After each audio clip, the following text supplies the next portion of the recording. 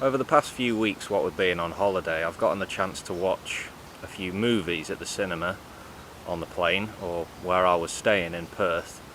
Anyway, it occurred to me to do a sort of rapid, quick-fire review video where I briefly give you my thoughts on what I've watched.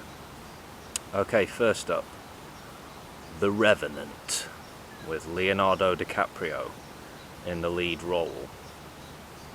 Grim, brutal, bleak, with this ever-present strong possibility of death looming over the whole film. It's not a laugh fest by any stretch. DiCaprio is brilliant, intense. He can hold your attention with ease whenever he's on the screen. Tom Hardy as the villain of the piece is excellent also.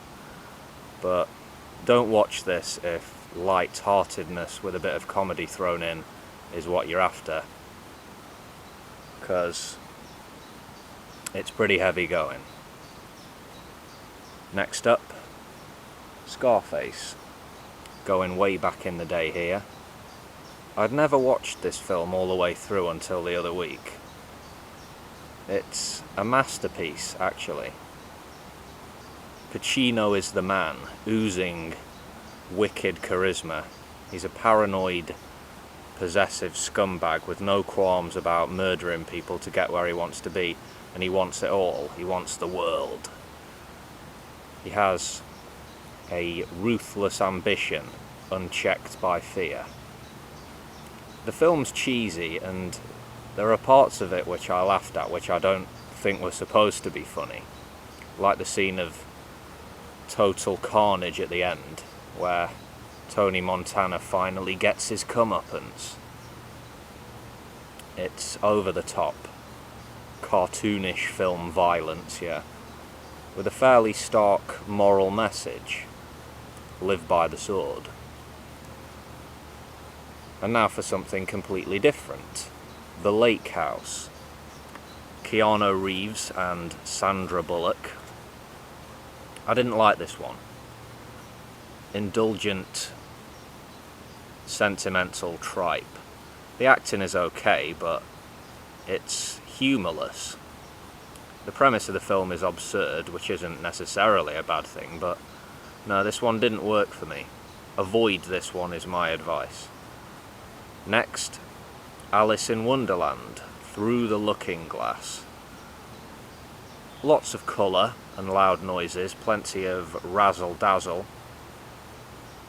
I thought it would be funnier, wittier, with Johnny Depp and Sacha Baron Cohen being in it. And Helena Bonham Carter as the Queen of Hearts. She was good. Yeah, I do like her. I don't know who the young woman playing Alice was, but she was okay. She held my attention well enough. It's a kids' film, I know, and it's a sequel. Didn't really push my buttons. I felt the script was a bit weak. Still, if you have kids, I think this would be entertaining enough for a couple of hours. Take them into the cinema. Yeah.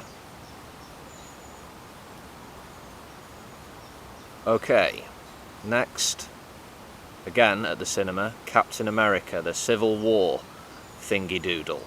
Yeah, not really my thing, but I had a couple of hours to kill anyway. Yeah, this film. Loud noises, explosions, huge clashes of ego in sparkly costumes, and a brooding villain trying to bring our heroes to ruin. Yeah, I'd give it a 3 out of 10. Like I said, not really my cup of chai. Keeps you awake though.